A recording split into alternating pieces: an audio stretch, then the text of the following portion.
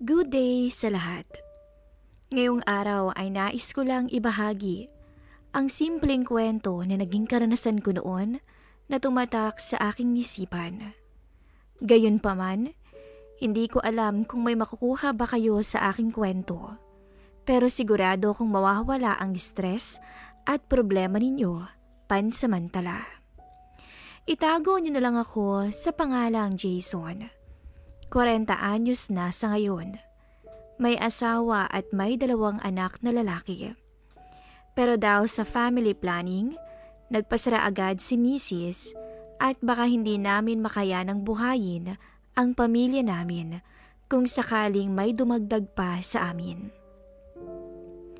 Ang panganay ko ay 5 taong gulang at ang bunso ay 3 taong gulang pa lang. Kapag nasa trabaho kami ni Mrs., ay ang nanay niya ang nagbabantay sa mga bata. Ang misis ko ay hindi naman kagandahan, pero hindi rin naman pangit. Masasabi kong mabait siya at malambing, kaya ako siya nagustuhan. Nagtatrabaho siya bilang kahera sa isang supermarket dito sa Makati, kung saan ko siya nakilala. Dahil kasi dito kami namimili ng mga amo ko. Oo nga pala, bago ko makalimutan, ako ay private driver ng isang mayamang Filipino-Chinese dito sa Makati. Ako ay tubong Olongapo. Hindi ko nakilala ang tatay ko. Siguro alam niyo namang marami kaming American Asian dito. Mahirap lang ang pamilya ko, kung kaya't sinubukan kong sumama sa tiyuhin ko para maghanap ng trabaho sa Maynila sa edad kong 15 anyos at nakahanap nga ako dito sa Makati. Dahil sa bata pa ako noon at wala pang experience noong una, ay kinuha nila ako bilang hardinero at utusan ng mga amo ko. Tawagin na lang natin silang Sir Roland at Ma'am Nadine.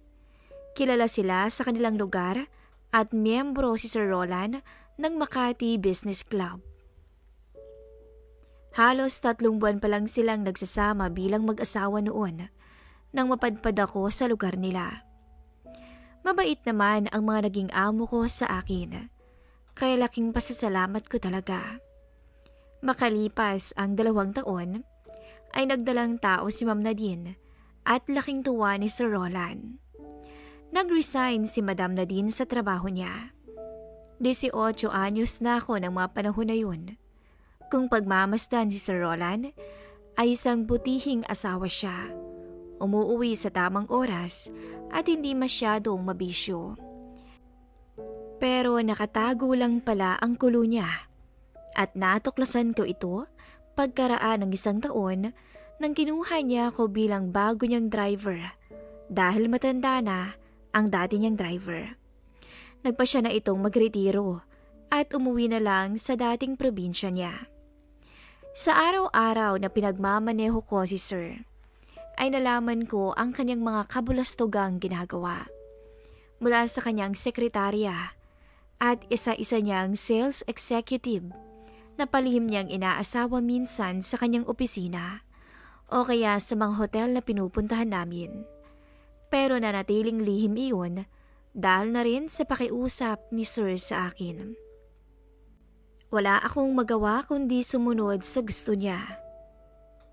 Isa lang akong hamak na empleyado na maaari niyang tanggalin kapag hindi niya nagustuhan ang trabaho ko o ang ginawa ko. Minsan ay binibigyan ako ni Sir ng pambili ng mga gamit na kailangan ko. Hindi rin nakaligtas sa akin ang mga sikreto niyang pakikipagkita sa magagandang babae na ka-village niya sa Forbes Park. Swerte naman ni Sir, sabi ko sa sarili ko. At madaling lumipas ang buwan, isinilang ni Madam ang isang batang babae. Lalong nagpakita ng gila si Sir sa kanyang misis at lalong inaagahan ang pag-uwi sa bahay. Si Ma'am na din mismo ang nag-aasikaso sa baby na pinangalanan niyang Luisa. Napako ang oras ni Madam sa pag-aaruga ng kanyang anak na si Luisa. Mabilis na lumipas ang panahon at nagdalaga na si Luisa. Pinag-aral siya ng kanyang magulang mula pagkabata sa St. Scholastica sa Taft. Simula nang mag-high school na si Luisa, ay ayaw na niya ng bus service, kaya nautusan ako ni Sir na magmaneho para sa kanya. Total ay malaki naman na daw siya at hindi daw nila pwedeng ipagkatiwala ang anak nila sa ibang tao. Parang natuwa ako sa sinabi ni Sir, pero nagkunwari akong nag-aalala sa kanya. Pero tinanggap ko na dahil siya ang amo ko. Si Ma'am na din naman ay sinubukang bumalik sa dati niyang trabaho. Dahil sa kilala ang kanyang asawa, ay mas mataas na posisyon ang inalok nila dito. Matagal ko na ring hinahangaan at inaasam ang misis ni Sir, dahil kahit na may anak na ay sexy pa rin. Halos sa araw-araw ay ako ang kumukuha ng maleta ni Sir sa kwarto nila, dahil sa tiwala na sila sa akin. Minsan, ay dinadatnan ko si Madam Nadine na nakanaitis lamang na pantulog at aninag ko madalas ang kanyang makinis na legs. Tuwing Sabado at Linggo naman ay pinapaliguan niya ang kanyang mga aso habang tulog si Sir at ako ang tumutulong sa kanya. Malimit na nakashort siya ng maiksi at t-shirt lang, kung kaya't minsan ay nababasa ang kanyang damit at naaaninag ko ang kagandahang itinatago niya. Pero hindi ako nagpapahalata kay Ma'am. Mahirap na at baka pag-isipan pa ako ng masama. Lumipas ang ilang taon pa na ganun lagi ang sitwasyon. Nang isang araw ng Linggo ay napansin ko si Luisa na tumawag sa akin para magpatulong na maglinis ng mga aso. Sinabihan daw siya ni Madam na siya muna ang magpaligo dito dahil si Ma'am ay dumalo sa Sunday service ng kanyang sinalihan sa village. Ngayon ko lang napagmasdan si Luisa. Dalagang-dalaga na siya. Sa ilang taon na pinagmamaneho ko siya, ay laging nasa likuran lang siya ng kotse sumasakay at hindi siya masyadong bumababa sa kanyang kwarto pagkagaling sa eskwela. Kaya hindi ko namalayan na ganito na siya ngayon. Pinagmasdan ko siya ng gusto habang pinapaliguan niya ang mga aso. Magde-18 anyos na si Luisa, pero magkasing tangkad na sila ng kanyang nanay. Sa taas na 5'5", matangos din ang ilong nito na namanan niya sa kanyang daddy.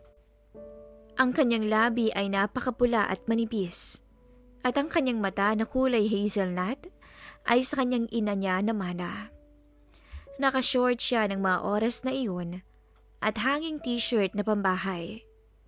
Napakagandang dalaga. Sambit ko sa aking sarili. Jackpot ang magiging boyfriend nito. Bukod sa mabait, maganda, at may kayang angkan pa sila.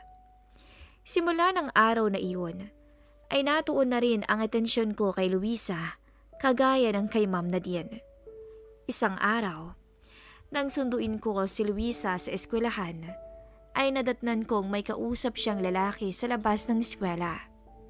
Nang makita niya ako ay lumapit na siya agad at nagulat ako sa harapan pa ito sumakay. "Hi kuya, pwede bang dito na muna ka umupo para maiba naman?" "O sige, ikaw ang bahala, pero mag-seatbelt ha," sabi ko naman sa kanya. Sa edad niyang iyon at sa kanyang tindig, ay dalagang-dalaga na talaga ito kung titingnan. 35 na ang edad ko noon ng mga panahong yun, pero umaasa pa rin ako na sana balang araw, kahit sa panaginip lang, ay makatabi ko siya sa kama. Halos araw-araw ay naging ganun na ang sitwasyon namin. Palagi kong naaabutan yung lalaking kausap niya bago umuwi. Sa isip-isip ko, malamang ay boyfriend niya ito. Lagi na rin siyang sumasakay sa harap ng kotse, kaya lagi ko siyang napapagmasdan ng palihim. Minsan kasi ay nakabukas lang ang botones ng uniforme niya, kaya't hindi ko maiwasan na hindi magkasala minsan.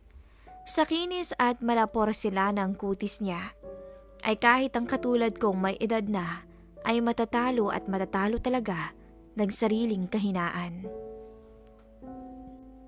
Isang araw ng Huwebes ay biglang umulan nang sunduin ko siya. Umiwas ako sa traffic sa Makati at naghanap ng ibang ruta. Pero biglang bumuhos pa ang malakas na ulan habang binabagtas ko ang daan papuntang Makati. Dahil sa halos wala na akong makita at dahil hindi na kaya ng wiper, ay sinabihan ko si Luisa na itabi muna at pumayag naman siya.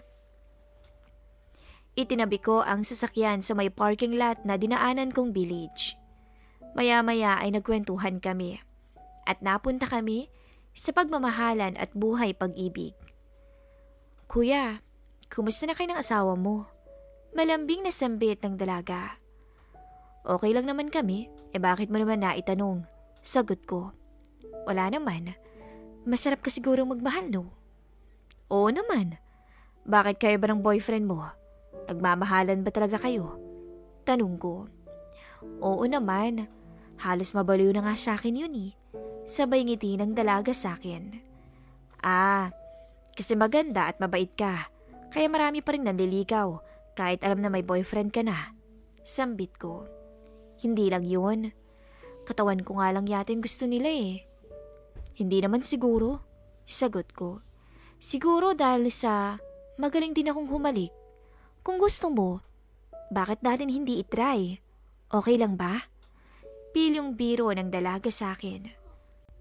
Nagulat pa ako nang marinig ko ang sinabi niyang yun. Bigla akong nawala sa sarili at hindi ko inasahan ang sarili ko na magagawa kong hilahin ang batok nito palapit sa mukha ko para isakatuparan ang biro niya. Pero nagulat ako dahil tumugon naman agad ito at hindi ako inawat. Sa puntong yun, mas lalong lumakas ang loob ko. Iniusog ko ang upuan ko paatras at hinila ko siya pasampa sa akin. Lumakas bigla ang paghanga o paghinga ni Luisa. Halata ko ang nerbiyos sa kanya.